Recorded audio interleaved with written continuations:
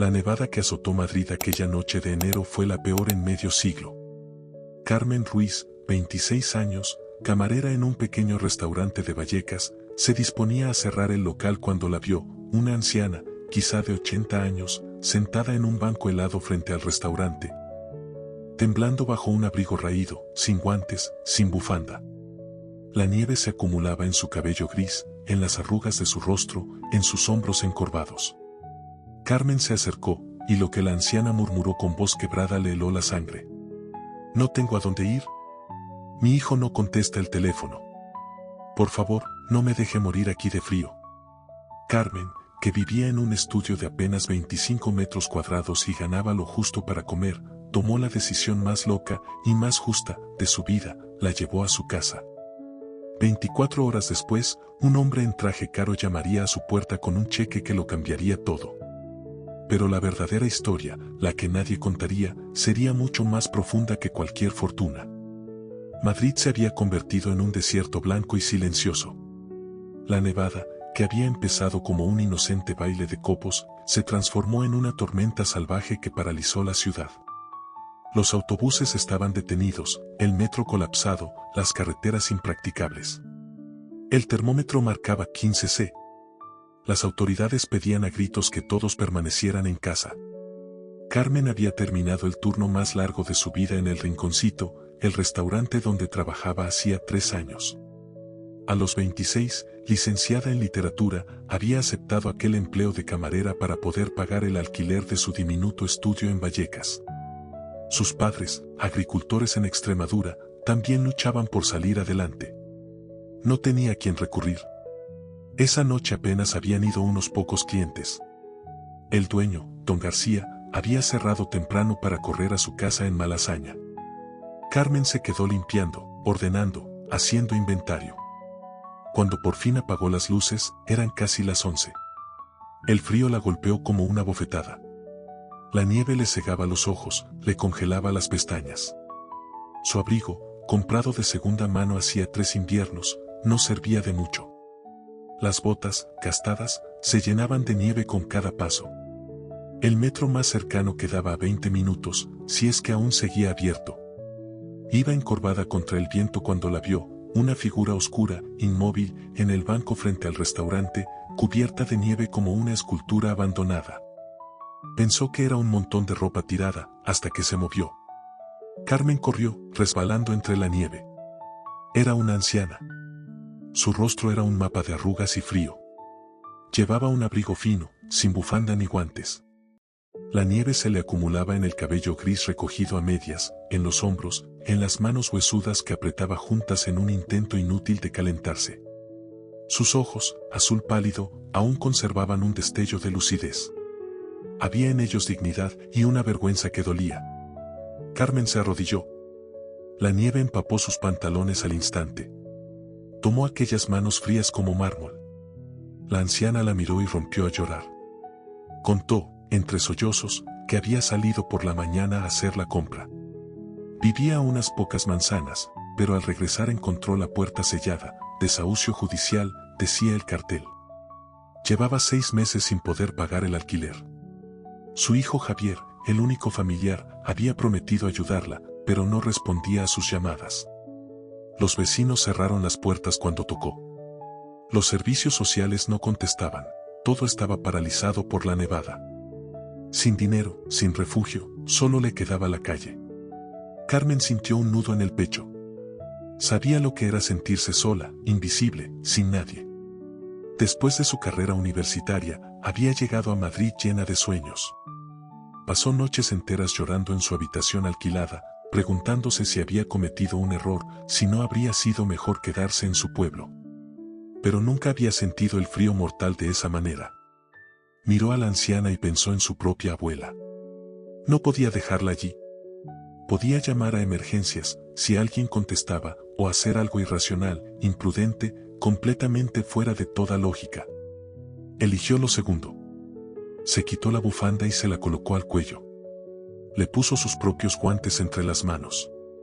Luego, con cuidado, la ayudó a levantarse. La mujer era ligera, frágil, casi un suspiro. Caminaron juntas bajo la tormenta. Carmen ni siquiera sabía su nombre. La anciana se apoyaba pesadamente en ella. Cada paso era un triunfo contra el hielo. Los 20 minutos hasta el edificio parecieron una eternidad. El viento rugía. La nieve cegaba. Pero Carmen no se detuvo, un paso, otro y otro más. Cuando por fin llegaron, el portal parecía un refugio del mundo. El ascensor no funcionaba, así que Carmen la subió casi en brazos hasta el tercer piso. Abrió la puerta de su estudio, una cama individual, una mesa pequeña, una cocina mínima, un baño diminuto. Pero el radiador encendido convertía aquel rincón en un paraíso cálido. Sentó a la anciana en su única silla acolchada. Le quitó el abrigo mojado, los zapatos, los calcetines. Le puso una manta en los hombros, calentó agua para té y sacó las pocas galletas que tenía. La anciana tiritaba.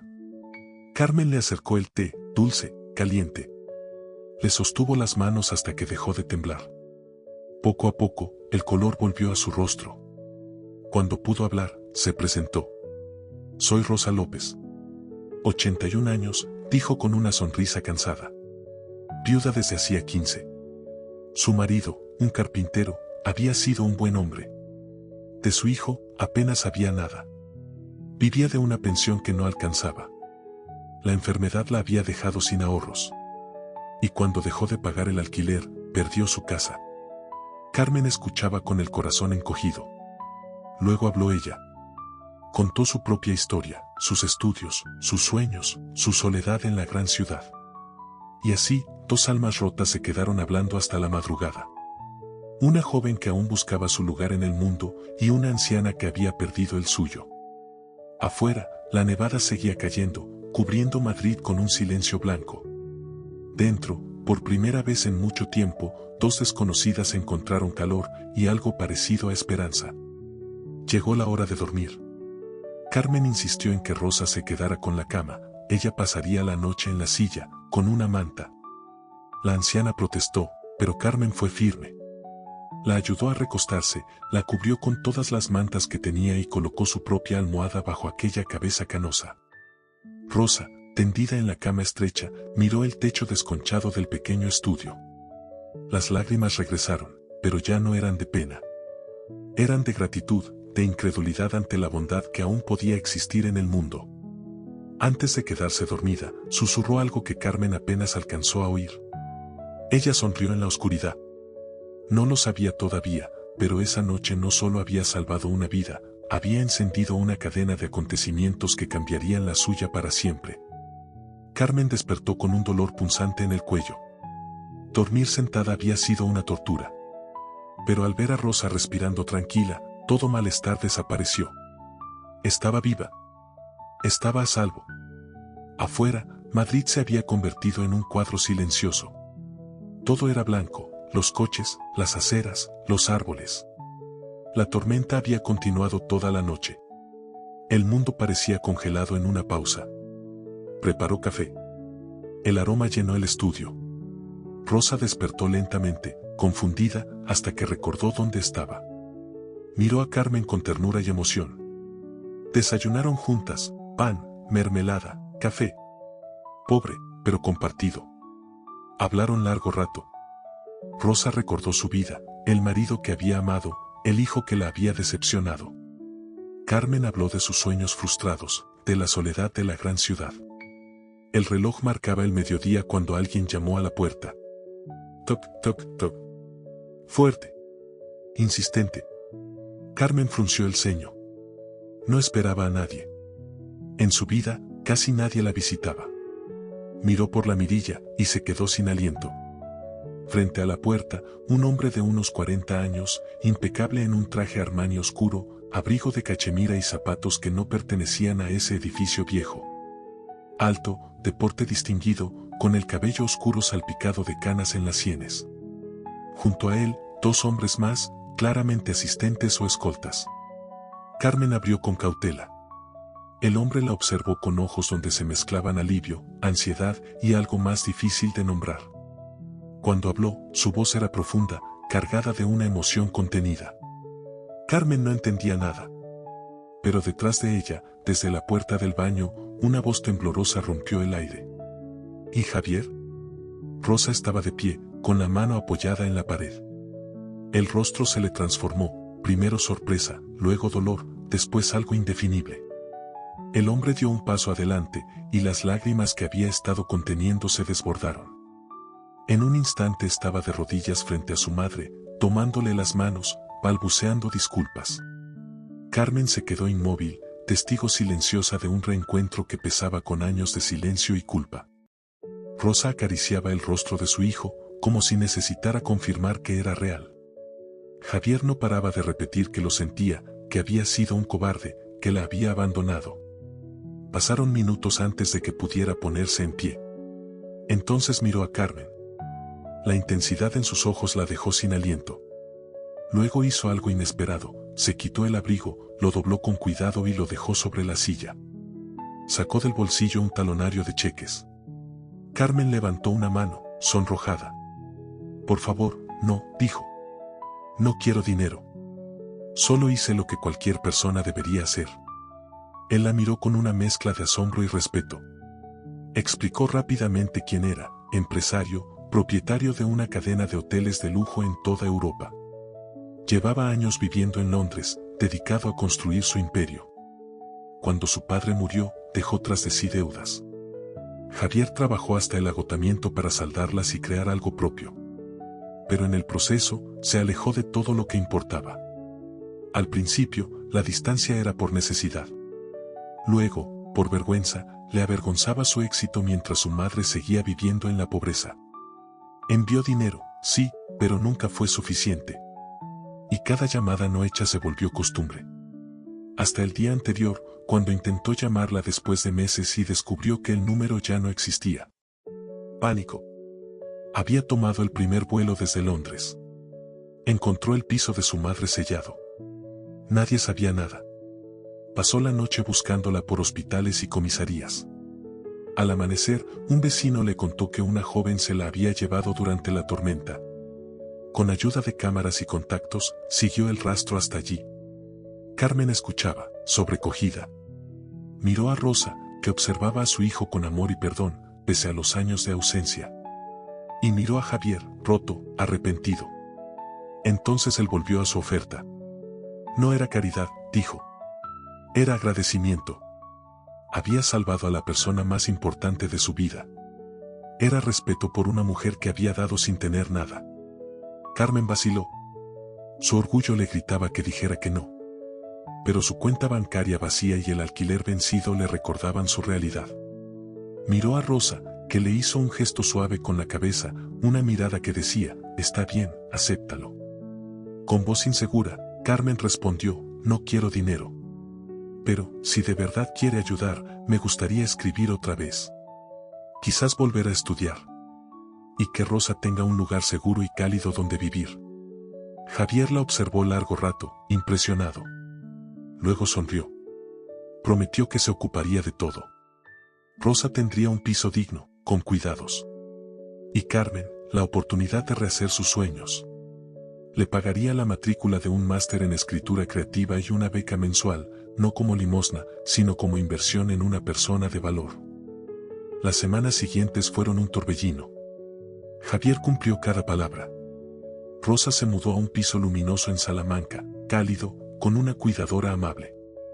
Lloró al verlo, no podía creer que, después de tanto sufrimiento, su vida terminara en un lugar así. Carmen dejó el restaurante. Comenzó el máster en la Universidad Complutense.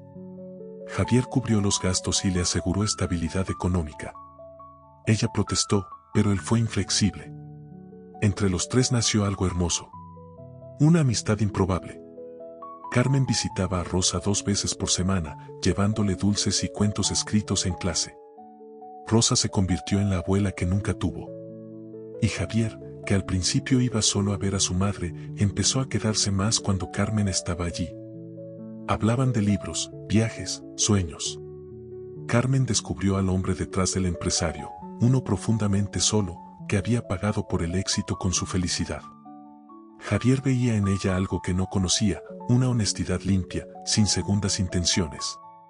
Carmen intentaba ignorarlo, pero su corazón la traicionaba. Cada visita, cada sonrisa, cada conversación se le quedaba en el pecho. Rosa lo notó todo. Veía cómo su hijo miraba a Carmen y cómo ella se sonrojaba al cruzar su mirada. Dos almas heridas, demasiado temerosas para decir lo que sentían. Una noche, Rosa tomó la mano de Carmen. Le dijo que el amor no conoce clases ni fortuna, que si lo que sentía era verdadero, no debía negarlo por miedo. Semanas después, Javier debía volver a Londres por 6 meses.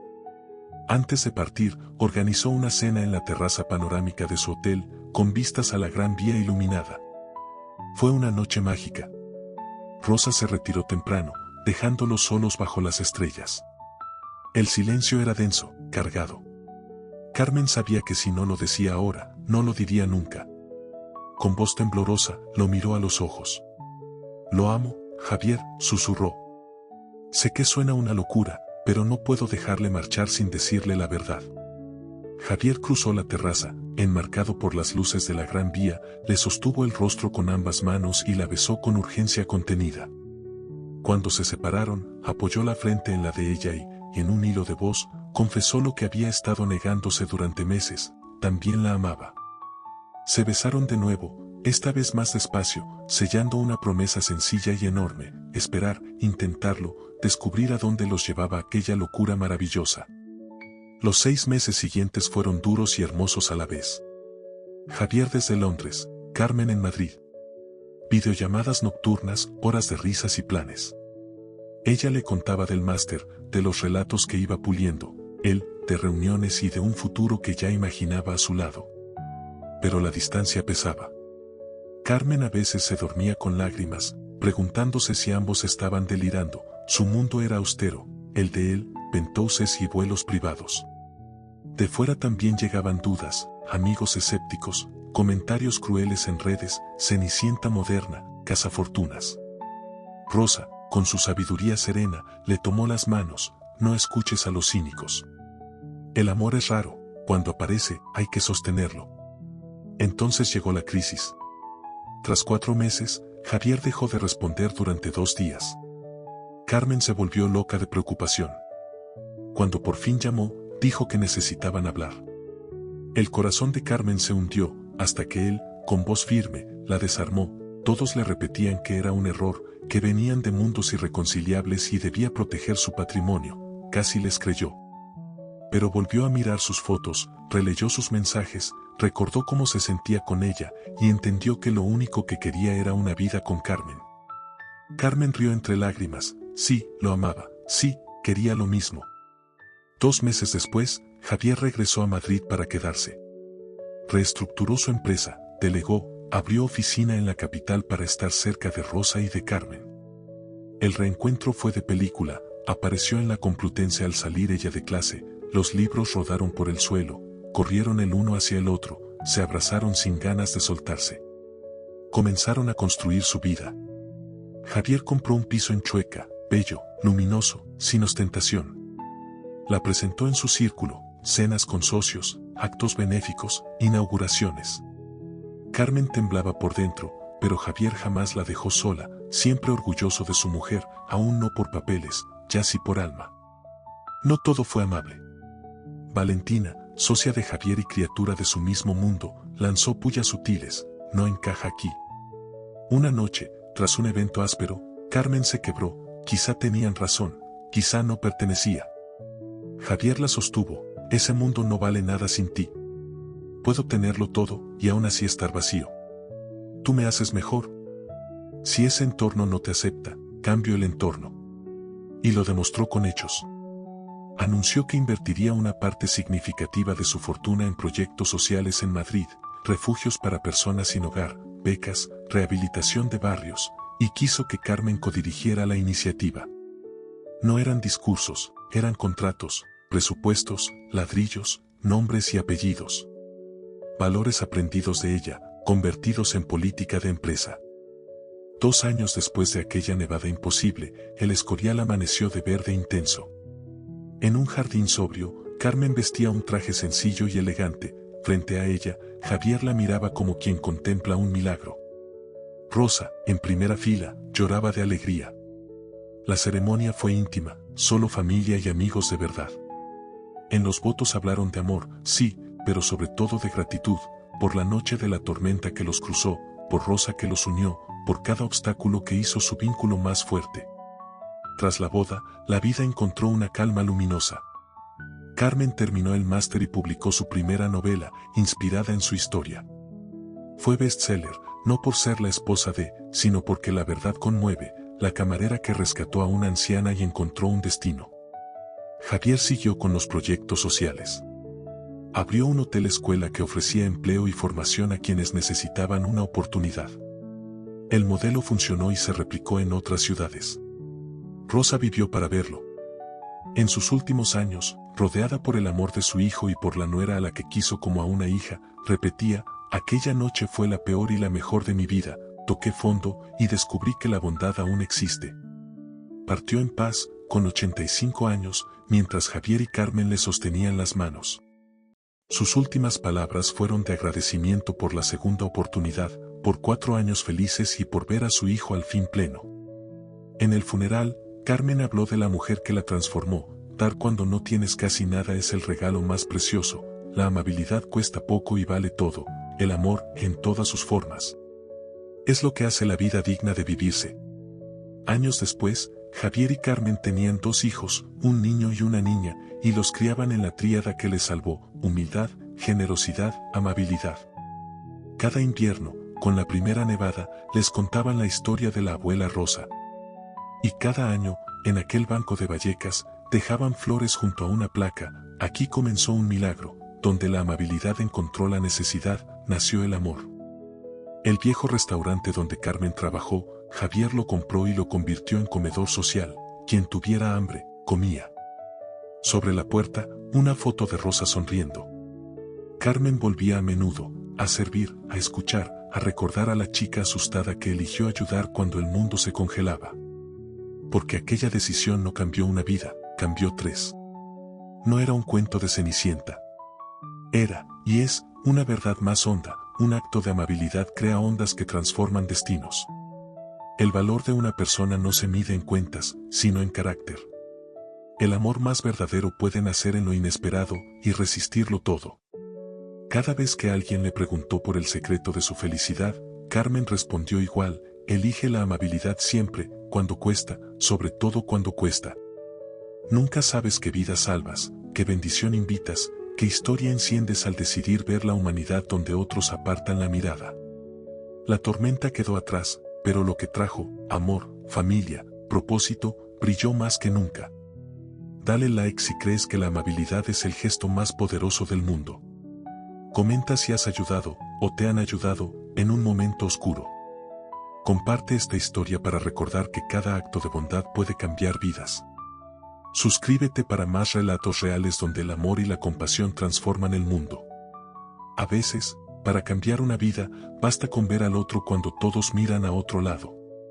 A veces, el mayor tesoro no es lo que recibes, sino lo que das cuando apenas tienes.